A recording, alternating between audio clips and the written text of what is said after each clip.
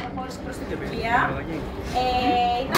Ξεκίνησε σαν ιερός χορός, γιατί θεωρείται ότι βοηθάει στη γονιμότητα πάρα πολύ των γυναικών.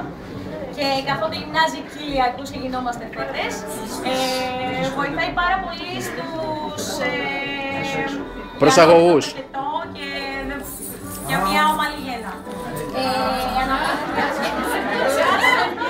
Δηλαδή βοηθάει και στο πριν τη γέννα και στο μετά τη γέννα.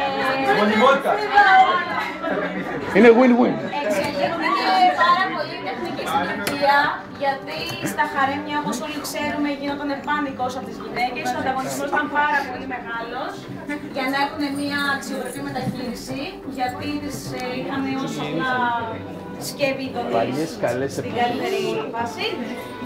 Οπότε αναπτύχθηκε πάρα πολύ εκεί η τεχνική του belly dance και αυτά. Σήμερα θα μάθουμε πολύ βασικά πράγματα, να περνάει και η ώρα για Κυριακή. Μία απλή γεύση. Οκ. Μπράβο.